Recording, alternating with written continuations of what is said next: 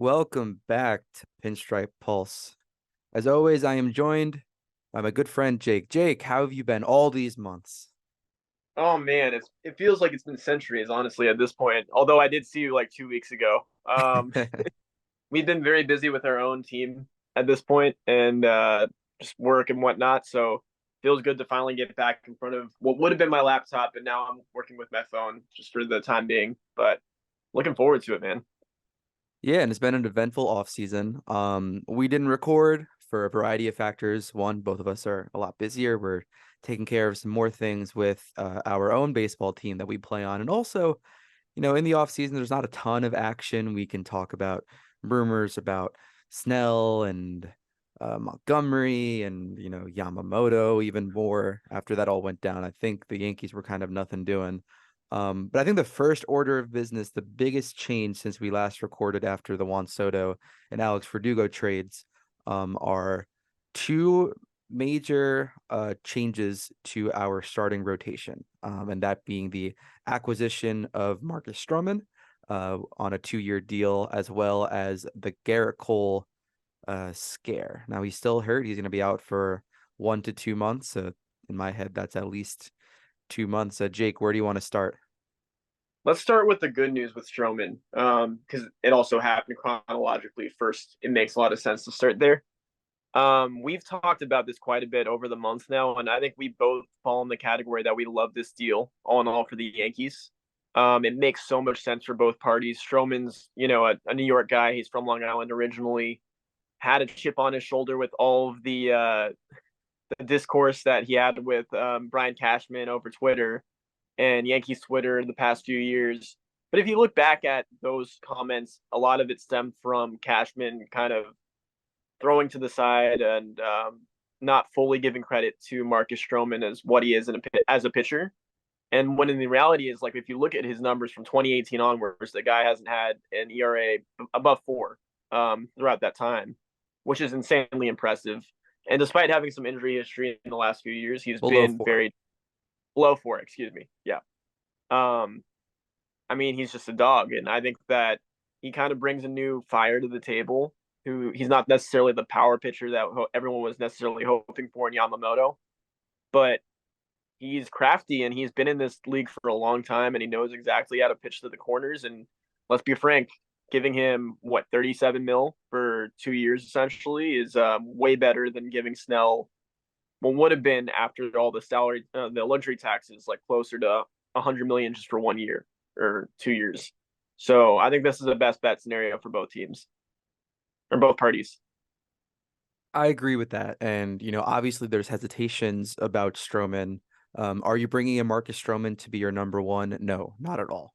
Ideally, and we'll talk about how Cole's injury once again impacts the Yankees pitching depth. Ideally, Marcus Stroman is your three, even your four. We look at resume, you might like Nestor Cortez. Frankly, Marcus Stroman is a lot more proven, a lot more consistent over the past 7 years. We talk about you mentioned the time that Stroman got into a bit of a spat online with Yankees fans, some comments that he didn't take well from Brian Cashman, and I understand kind of both sides of that perspective, where Cashman said that Stroman wouldn't make the pitching path better in the playoffs because at that time, who was it? It was Sevy, Tanaka, and Monty were your three, and Stroman wouldn't have broken in, and I think that's fair then, but Stroman's now 32 years old. Since his age 26 season, he's been consistently sub 4 ERA. His projections this year on Fangraphs have a really high reliability at exactly a 4 ERA, 165 innings. So he's supposed to slide in there as your number three behind Cole and Rodon. Now, Cole is down, so we're relying on a resurgent Rodon year. We're looking at Stroman, who came off like an all-star stellar first half. And then some injury issues definitely derailed his second half, which was really poor, and the only reason why the Yankees got him on what seems to be a really favorable deal. Assuming that the injury issues aren't there and there hasn't been anything nagging, he's looked pretty good in spring training. Stroman is going to give the Yankees innings that they desperately need. He's going to be a lot better than Clark. He's going to be a lot better than Nestor. And when we're talking about our top end of the rotation guys, every single one of them have injury issues. Stroman is a guy that you can pencil in for 180 innings, hopefully. And that's going to be huge for this team. Yep, 100%. And I think one thing worth noting with him too is he brings value to the table also as another mentor for someone like Clark Schmidt, who has a very similar profile to him. Throws harder than him, granted. Clark Schmidt probably sits around 94 to 96 with that fastball in this offseason, which is significantly better than previous years. But he has a very similar profile with the cutter and the sinker and all those other secondary pitches that he has. So I think having another guy that is very similar and bullish as him is going to pay dividends, like not just beyond Marcus Stroman's play, but also for Clark Schmidt as well. Last year for Marcus Stroman in March, April, May, and June, 2.29, 2.87, 2.17 ERAs, respectively. In July, he had a 9.1. He did not pitch in August, and then he came back mid-September, 5.63 to end the year. So obviously a significant health issue in that sense. But we're looking at a guy who threw 100 innings of sub 2.5 ERA for the Chicago Cubs last year. At least someone who can survive, help us survive until Cole gets back, who can give you top of the line stuff. Maybe not elite, but if Marcus Stroman is our best pitcher through July, I don't feel the best about it, but the alternative is not having him, or the alternative is one of the guys who we could have gotten on the free agent market, in which we would have paid about 5 times as much in total, but between extra years on a contract, between salary tax penalties. Marcus Stroman is definitely the best bang for your buck that was available. And like Jake said, I love the deal, and I know you feel pretty good about it too. Yeah, and also it's worth noting that this dude clearly has been a Yankees fan his entire career, his entire life. And I mean, if you look back at those tweets from 2019, 2020, 2021, it really does feel like he was speaking from that of an angry Yankee fan more than anything, just a passionate, angry Yankee fan. So it feels like he's someone that could relate to this fan base, and I think that is going to fuel him a little bit more with that fire to perform. So I expect really good things out of him, and if we get 150 to 160 innings, I'm expecting a solid number 3 pitcher. Yeah, if you take issue with what Marcus Stroman said online, and I think there's some valid issue to take. He made some accusations about some people that were kind of baseless, and I think it was a little bit emotional, which is okay. But I would also encourage you, as a Yankee fan listening to this podcast, look at your own tweet history.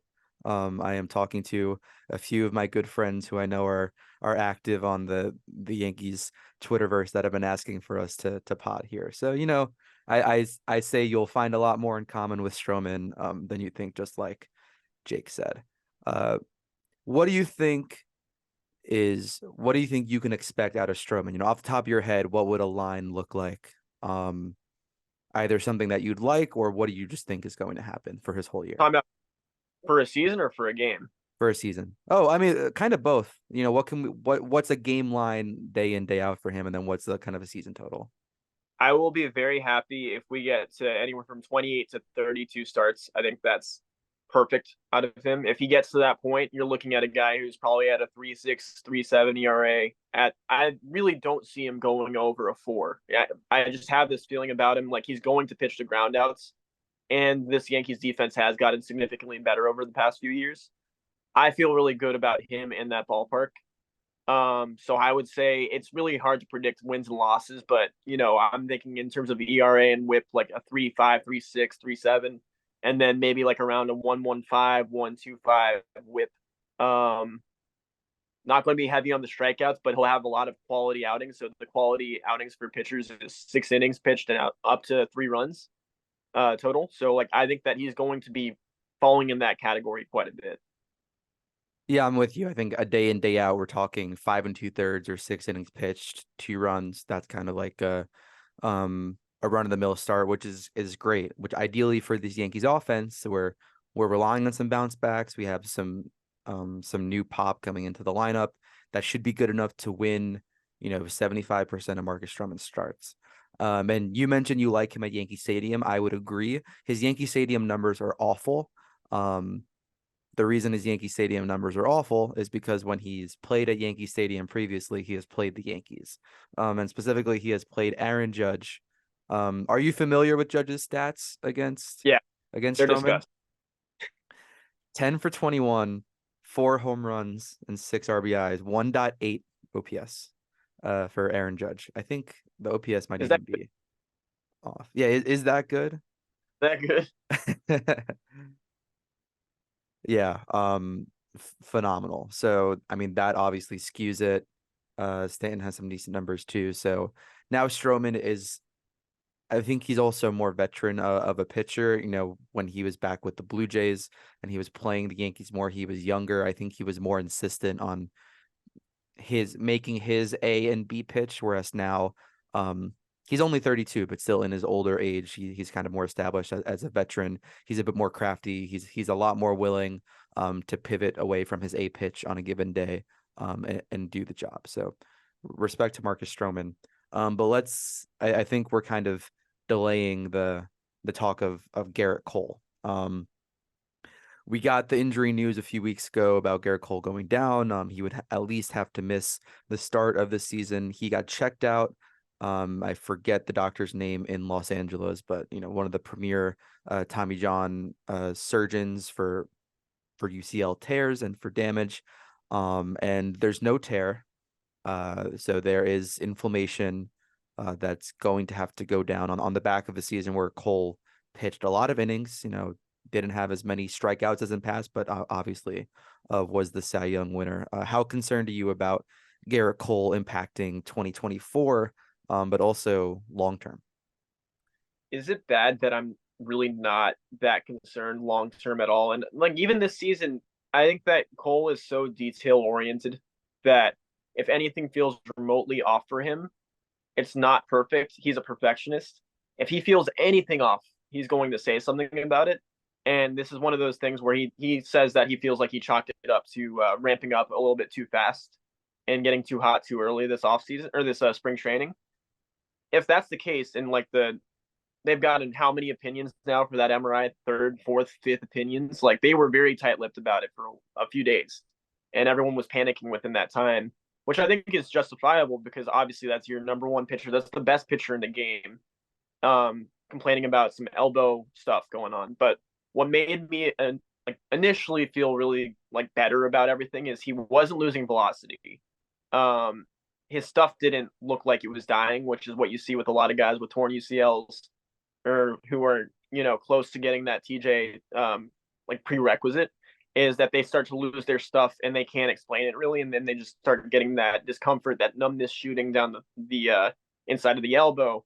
He's not complaining about any of that. It's more so he was just recovering a little bit slower, which in my head instantly I thought more so like tendonitis, tennis elbow, something along those lines. And I mean, essentially that's what it was elbow inflammation and edema. Now that they have a good understanding of what he's dealing with, I expect him to be as meticulous as possible with his recovery. And I do believe that this actually opens up some gateways for some guys that I'm sure we're going to talk about, Rodon, Hill, Beater, to like really kind of step up and prove their worth. And especially Nestor is another guy too, who like there was a big question mark around him. What's his production going to be like this year? And while it obviously sucks to not have Cole to start the season, it is far from the worst case scenario to lose him for 1 to 2 months, especially if there is no structural damage done whatsoever. And I mean, look, Tanaka pitched with a partially torn UCL, a small tear in his UCL, the rest of his Yankees career after tearing it the first season, which is insanely impressive. But we're not looking at a situation right now where that looks like where Cole is heading towards. So I think as of this moment, we just have to take it as a breath of fresh air that we can breathe and believe that he's going to be on a good trajectory from here on out. Yeah, all things considered, I mean, we got good news that there's no tear. Because I think there's a lot of ways the Yankees can approach this and Cole can approach this. On one end, he's in the middle of a 9-year deal. After the season, Cole can opt out. The Yankees can void that opt out by extending him to a 10th year. So you have two ways of looking at this. Do we let Cole out? Do we let him recover? Do we take it really conservative with this year, see where his arm is at the end of it? Then we can make a really important financial decision because at that point, Cole probably won't opt out, but the Yankees won't guarantee him a 10th year. Do we let him come back and he pitches well and he does well for our team, but we risk the same thing, him tearing up his elbow, and now he definitely opts into his deal. And now the Yankees have to make that decision. Is do we leave it ambiguous and we give him a 10th year when we know his elbow is never going to be the same? Imagine the Mets had to opt into Jacob DeGrom in 2020, 2021, right? And we hope it's not nearly a situation like that. But this is kind of where Jacob DeGrom was at in 2020. He never had that full tear for a bit. He had that inflammation. Then he had Tommy John, um, came back, continued. Um, I think the Yankees are really looking to attack this year. I think that's important on a business end for them with where they're at contract wise with Juan Soto, with Gleyber Torres, guys who are accumulating, that's 10 WAR right there between those two players, like on a regular year. Cole, the same thing. Cole's a 5 WAR pitcher, and not that winning World Series is about WAR, but we're talking about that's 60 million dollars worth of players that is getting you, upwards of 10 to 15 WAR between the three of them. That's really important to attack now. We have a lot of young guys on rookie deals. Volpe, if he gets better, is getting paid less than $1 million. Austin Wells getting paid $800,000. Like, I think it's time for the Yankees to attack, at the risk of Cole's contract potentially being terrible in 3 years. And, does him pitching through this year make his elbow worse? Probably not. Probably like, um, are they going to have him come back earlier than is ideal? I would think no, but maybe they might. There might be bias in some of those decisions if they feel the urgency for Cole to come and save this bullpen or save this pitching staff because, like we're going to mention, it gets thin quickly. Right now, Luis Heel is our fifth starter, and we've seen great stuff from Heel, but Heel has been hurt for 2 years, and he's a minor league pitcher until he's not. So I'm of a lot of minds about this whole Cole situation. I wouldn't say I'm too concerned. I think the news is good. He's going to come back. He's going to be good. Fangraphs thinks he's going to pitch 16 plus starts, and I think that's kind of appropriate, if not even 20 between the ramp up when he gets back. He's probably going to be shut down from throwing until late April. Then he's going to throw. Then he's going to go to Scranton, I would think, for a start or two before they get him to the bigs. But it really throws a wrench into what seemed like a promising year otherwise. Yeah, I mean, it there's no doubt about it that it sucks not having them there to start. And I mean, he says right now that his main priority is making sure that this pitching staff is as good to go as possible. He's still going to contribute as essentially a second pitching coach, which I think is huge. That being said, it begs the question: do the Yankees go out and explore signing a Jordan Montgomery, who's still out there? They've re-engaged talks with him. I think that he's way more compelling for the Yankees, given the fact that he doesn't have those. He doesn't have the qualifying offer attached to him, so they're not going to be losing a second and fifth round draft pick and then international pool money. Um, Whereas with Snell, you would have lost both of those things. It just feels like there could be a potentially good fit there, and it sounds like they're trying to value him for as more of a 2 or 3. But the reality is, if you were to start the season right now, he's likely your one, just because he's the most stable arm out of Rodon, Stroman, Nestor and Hill, etc. I I still see a world where they could easily sign him, given the fact that no one else has really come out there and given him a legit offer that we've heard of yet. But you never know. Like, any mystery team can come out of the woodworks and sign him any day now. That being said, I do like the internal options that we have at the moment. Like, I am a big believer in Luis Heel. He's looked fantastic this spring training so far, and the fact that they're trying not to give him any innings restrictions is very interesting to me, because that just tells me that they're really confident in him as a five. Um, I assume that once Cole does come back, or if they sign Montgomery, you're looking at a world where he'll slots into that long relief swingman role, which is awesome. I think that his arm suits really well there. He could be an elite reliever, and I think he could still be a very good starter. But Clayton Beeter is also going to fill that role at the time, who he could potentially start if you need to. And then you have Will Warren in AAA right now, who has stuff similar but not quite as good, comparable to Michael King in terms of he throws crossbody. He has 5 pitches that he throws. That two seamer is pretty heavy. I really like that comparison from not as good at strikeout stuff, but that's okay. He's still an above average pitcher. I think that while there are so many questions right now with the rotation, they also have better depth in terms of the players that they currently have on the 40 man or in AAA. The pitching that they have right now is better than what they had last year. I think I'd agree with you there. And if you're listening to this podcast and you're not in tune with National League West relief pitching, we have a few new pitchers in the pen that you're going to see. Caleb Ferguson, Victor Gonzalez are both MLB pitchers. We have increased development from Clark, who's going to be in the rotation.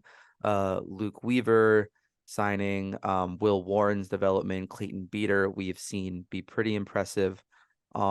So I think it's interesting because part of me, I think we've lost the top end dominance that we had felt in the bullpen. But we're a lot more well-rounded. There's not a Nick Ramirez who's scratching on this. I think we're about 10 deep pitching wise, if you subtract the injuries. Now we're gonna start with Canely probably on the IL. Cole's obviously on the IL. So that's gonna leave us with about 12 pitchers on the active chart. So our starting pitchers are gonna be Nestor, Rodon, Clark, Heel, and Stroman. And then our pen right now projected, we'll see what the opening day roster finalizes to, is looking like Beater, Caleb Ferguson, Victor Gonzalez, Ian Hamilton, Clay Holmes, Canely on the IL, Loizica, McKinley Moore is projected here, who I haven't I seen don't. much of in spring. I don't think he's going to I, be there. they barely played him, and like they're all honestly coming out with all the names that like they're telling guys if they're reporting to New York Yep. or to, and it feels like Nick Birdie is that one guy that was like the non-roster invitee that really showed off this season and showed Mhm. out So Birdie this for spring. Moore probably is the move. Yeah, 100%, 100%. He's already been told that he's making the team. So, So who impressed you the most from let's say non 2023 Yankees, so whether that be minor leaguer or that be Ferguson or Gonzalez? oh, I mean, I think Nick Birdie, man, is like he came out of nowhere and he was pumping 100 consistently. And this is a Yep. guy that had two days and then also thoracic outlet, which they literally take a rib out when they do that surgery. And no one really recovers perfectly from that. And Steven Strasburg is the last guy to get it, and it ended his career effectively. Um, I mean, what he's been showing and displaying this spring training is really impressive. I think Dennis Santana was another guy that was really good this spring training, but they optioned him to AAA. So it's really interesting because they do have depth down in AAA. The same thing with Gary De Los Santos, who we projected to be on the roster back when we did our projections for 2024, like back in December, November. He's another guy that they sent down to AAA. So they're going to have young, like kind of out of nowhere arms that are just kind of sitting waiting in the weeds, and I'm kind of cool with that. Cody Poteet's another guy who didn't make the team to start the season. Cody Morris is down there. You have arms, and like I think Luke Weaver is going to play a pretty big role as well as one of the guys. Like he looked pretty good this spring training as well. He was sitting around like 94 to 95 with the fastball. Um, when it comes to developing arms now, the Yankees are kind of in the same category, I think, as the Guardians, as a team that can just pump out guys from their system. And I'm not concerned about the bullpen in the slightest because I know that you get rid of a Litke, they're going to bring in Nick Ramirez. Or you get rid of Nick Ramirez, you're going to bring in a Nick Birdie. Like it just keeps on going like that. And you don't have to spend $8 to $10 million a year on guys like Wandy in order to replace that production. You've got guys like Caleb Ferguson and you've got Victor Gonzalez, who are two lefties that are really solid, and that was their biggest issue last. Like we going into the offseason is like we don't really have that many lefty relievers outside of Nick Ramirez. Now they have two that are really solid. Um, I think we're in a good place when it comes to the bullpen, and obviously there's always concern about guys going down. But I think it also just having these guys come up like Ian Hamilton did last season is so important. And it's something that we should expect more from the Yankees every season now. Yeah, and I think you shouldn't be concerned if you're seeing arms that you're not familiar with, because like you mentioned, the Yankees' pitching development has been getting to an elite level in the past few years. We saw Drew Thorpe get flipped to the Padres to help us get Juan Soto. Just a few weeks ago, Thorpe was used in a deal for the Padres to get Cease, and the Padres have a very deep farm system. I think they had almost probably early March, you would have said 8 to 10 top 100 prospects. And they used a Yankee arm to get themselves out of there. The Yankees were willing to part with Thorpe and with King, because Soto is elite, but also because you have guys like Will Warren, Clayton Beeter, Clayton Andrews, Yoendrys Gomez, Ron Marinaccio, Cody Morris, Cody Poteet, all in the background there. And I haven't liked what I've seen from Nick Ramirez on the major league level. He's still a very good pitcher. So I think the Yankees are pretty deep in the pen, which is why the starting pitching is interesting, because you had mentioned Luis Heel can be a great swingman. If that's your swingman, if that's your guy who can give you 2 innings, who can even be a stopper at times, that middle reliever when he's not in the rotation, you're looking at one of the best start to finish pitching rotations and bullpens in all of baseball. Last year, the Yankees were one in bullpen ERA. I think their pen got better. Their pitching staff, I think, can only get better. We signed an all-star in Marcus Stroman. Rodon can't be any worse, but Garrett Cole will be worse. So it's taking both. That's where I think Monty would be an interesting move. I'm pessimistic that Monty would come to the Yankees for 2 reasons. One, because we've heard of some rumors for him getting a longer term deal, apparently, and I think that's more practical for Monty to get as opposed to waiting for the draft, like we've seen with like Dallas Keuchel and stuff in the past, because of what you mentioned with the lack of a qualifying offer and any draft picks or money being needing to be given up to the Rangers as well. But also because I think Monty would be hesitant to do a short-term deal to the Yankees, who have already turned their back on him once before, frankly, when there are potentially longer-term offers on the table. So I could see him being eager to come back and play with friends, pitch in a place that's familiar, but I think he also recognizes that the Yankees' need for him might be bigger than his need for the Yankees. Because I do think someone is going to give him, even if it's less AAV, I can see him getting, at minimum a 4-year contract, even a 6-year deal, with like the Angels. Probably not the Giants anymore after Snell, even back to the Rangers. The Cardinals could use him. The Cardinals lost 160 good innings, or more like 120 good innings of Monty after trading him last year. So, though I think he would be great, he's probably the best pitcher, and we'll see if the Yankees are willing to pay up. If they give him a big time short term deal, I don't know if they do that because they're so over the Uh, tax. So yeah. yeah, I think that it benefits the Yankees the fact that he wants a long term deal because that was the big issue with Snell. The second he put Mhm. a short high AAV on the deal on the table, that essentially took the Yankees out of the running because they can't afford to pay that luxury tax fund. With Monty, if he takes 4 years, 85 million or 490, I think the Yankees can still afford to make that deal. But it does come down to the fact is like he wants to be here ultimately, and which other deals does he have floating around there from other teams, other offers? And I mean, he could love it here. He could, potentially find himself in a position where he wants to make his way back, especially with Juan Soto here now, who really knows what is going on inside his head. But also, like, if I don't know, I think that they're still like a pretty solid match all in all. I could see him going to Boston, but they've been so frugal with spending. I don't see that happening. St. Louis could do it, but they've already spent a good amount of money on pitching already this offseason, even though both of those pitchers are pretty much injured at this point, or at least one of them is.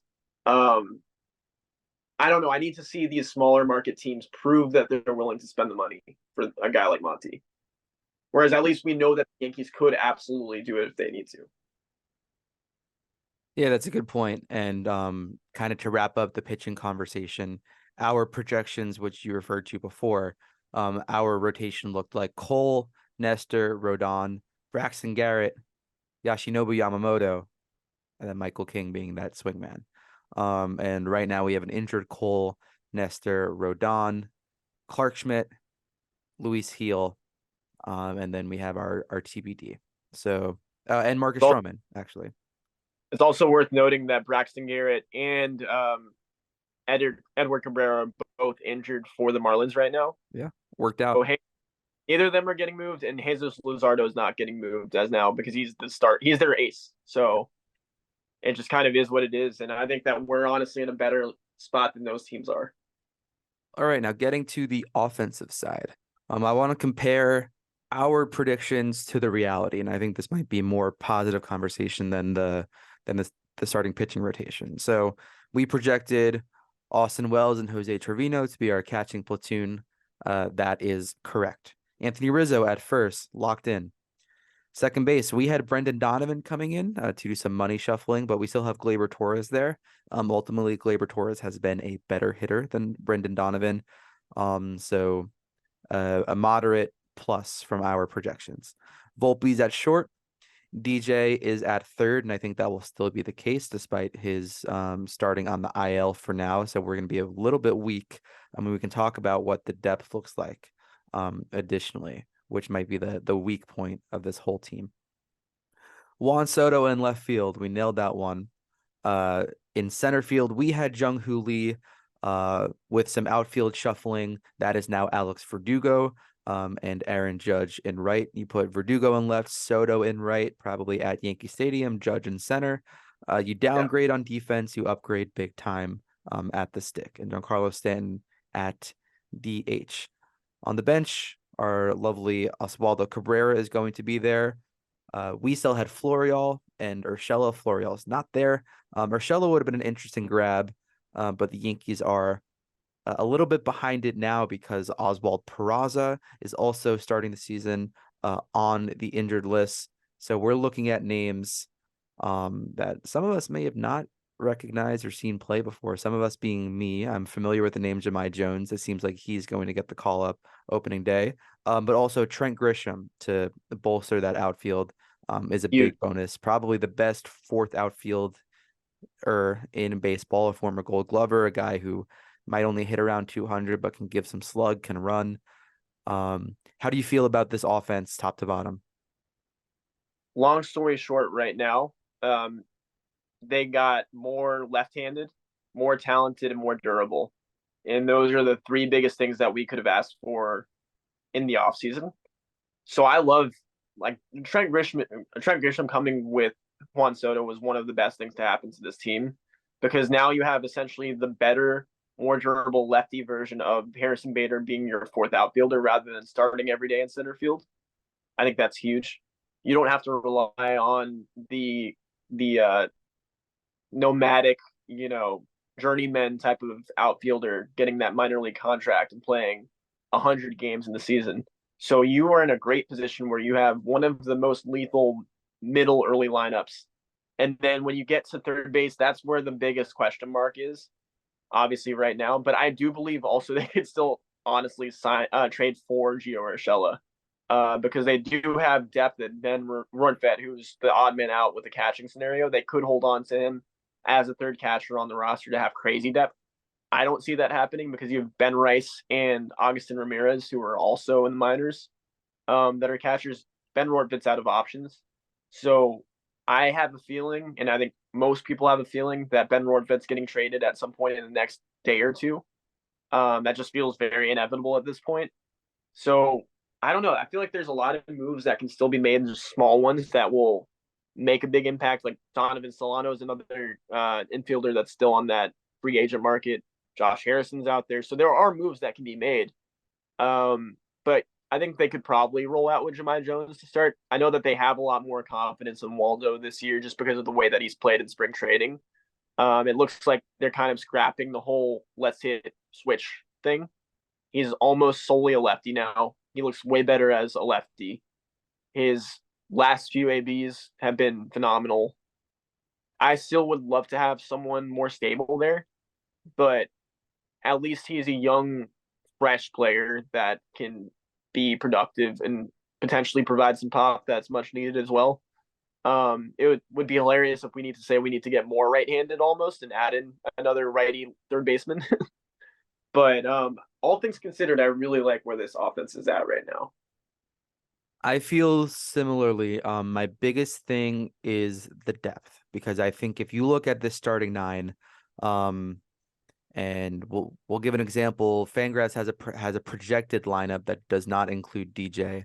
That makes it even deeper, but that would start Glaber at second, righty, Soto lefty, probably in left field in Houston, Judge in center, Rizzo, Stanton, Verdugo, Volpe, Oswaldo, and Trevino.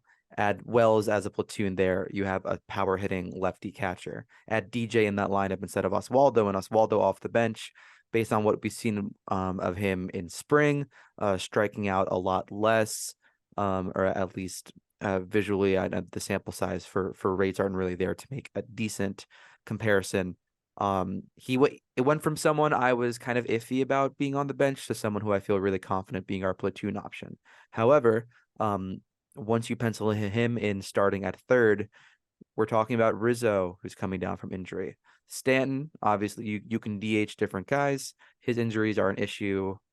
Grisham's probably going to play a ton. You DH Verdugo or Soto, etc. Volpe needs to be better. Um, and I think you have a lot of you're very thin on the infield circuit there. You mentioned a bunch of really good options for trades. I think the Yankees are going to do that. The most intuitive thing seems to be Rortvedt and a prospect, or even just Rortvedt straight up for a veteran infielder. Maybe even a minor league guy, someone who still has options potentially.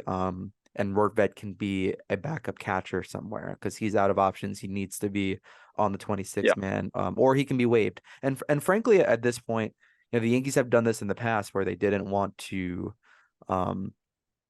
they didn't want to burn Esteban. They don't want to lose Florial because of his tools. So Florial debuted in the Houston series, and I think 2 or 3 days into the season last year, they waived and they DFA'd him because at that point most rosters had been finalized.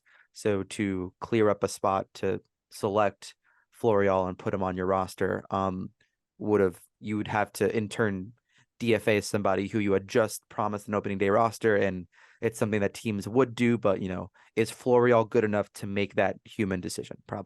Probably not. That's why the Yankees did it. Is Rortvedt good enough to burn to send down another catcher or to waive another catcher or to burn an option on a decent prospect? Probably not. So I think even just DFAing him would be fine, and signing someone like Solano Nope. would be good for this team. That would be my preference. No, I don't disagree. I mean, I think it's just a matter of like he's not going to be on this team much longer. It's just how they get it done. you know, What they're if he was? I I guess it's insurance in case Trevino gets hurt, or like someone else gets hurt. But at the same time, I think that's just kind of a waste of resources.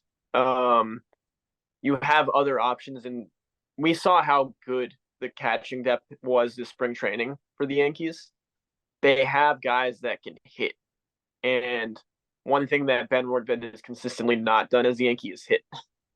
So I just don't see a universe where he fits on this team for an entire year. He might make it through the first half somehow, just on the skin of his teeth. But like at the same time, I don't see him lasting beyond the week because they did this when they needed Trevino in 2022. They traded for him the last millisecond before the season started. When they have a need, they typically go for someone that like is most convenient for them and makes the most sense in that moment. And they do a pretty good job at flipping it if they're trading someone away like Joey Gallo or Luke Voigt. They do a really good job of getting a good prospect in return or someone who's immediately going to provide good value. So I don't see him, you know, having any kind of long term stint with the Yankees at this point this season. I hope you're correct. And we'll see. I feel really good about this team offensively. Um, Yeah. rate. I'm interested in what you think of this. Rate their four sides of the ball: offense, pitching, defense, management. Are we going like out like 1 to 10, or how do you want it? Oh, rank the four. Oh, Sorry, rank the. rank the four. I think that the offense probably has to be number one now, just because of the projected bats that you have. Volpe cut down his K rate significantly in spring training this year. His swing looks a lot better. Um, he's just way more direct to the ball, and he's also laying off tougher pitches.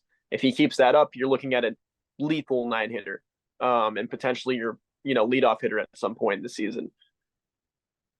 Verdugo is going to make that team so much more dangerous. I think that you have to go number one offense. Two, two and three are tough because I feel like you can make a case for probably defense too, and then also I'm going to go defense. Relief, I'm going bullpen two, defense three, starting pitching four. And then I also really do like the addition of Brad Ausmus as a bench coach for this team. I agree. So I that's think the most. I hate that we agree on that. I think I'm right there with you. Yeah, But I mean, I think that makes sense. We know this team, um, and that's why we're trying to communicate this. Now, I'm interested in, we feel like we have a good feel for this team. So as we close out our last few minutes here, what do you think is the Yankees' record or a range of wins? I can see anywhere from the floor being around 87 and the ceiling being closer to 100, because I feel like the AL East is going to be a dogfight between the Yankees and the Orioles. I realistically see them both falling around the 92 to 95 win area. That's what I'm feeling right now. If Cole was like 100% healthy starting the season, I think you're looking at definitely closer to 100 wins, like almost guaranteed. That's definitely not the case right now.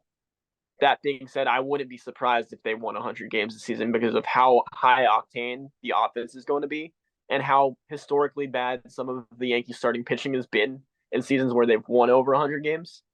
Um, I just think that if this team outslugs everyone and the pitching keeps its head above water and Rodon becomes an ace again, you're looking at one of the best teams in the league again.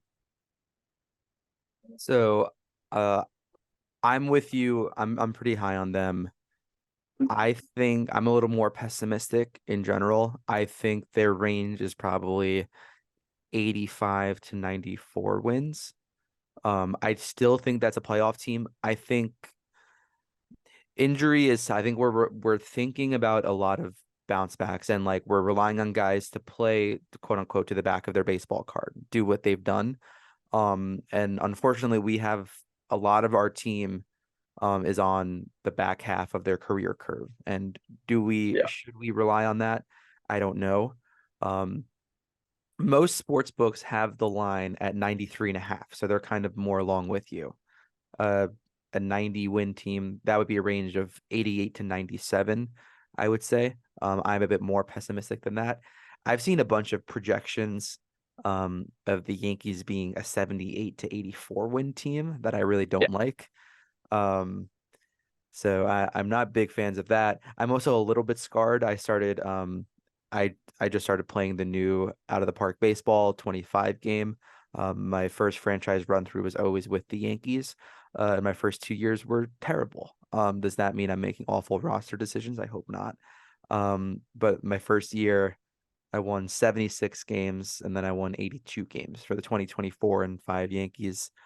And then I've been really good since. So I don't know if I don't know how to handle the money tied in.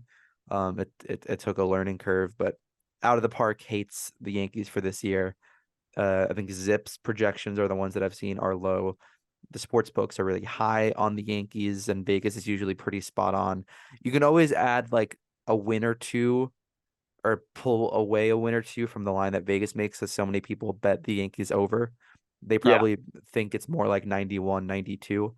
Um, but it's still one of the highest in baseball and the second highest in the American League, just behind the Astros, who they also have at 94.5, I think, depending on the book you're looking at. So I'm high on them. I think the Yankees are a wild card team.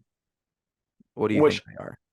I honestly almost prefer that they get a high, like the first wild card spot, than they actually win the AL East, because it Hmm. just seems like wild card teams, like of late, have had a better run later in the postseason than the division winners for whatever reason. I mean, look at the Rangers, look at the Phillies, look at the Arizona Diamondbacks. Every team last year, essentially, that was in it deep, except for the Astros, was a wild card winner.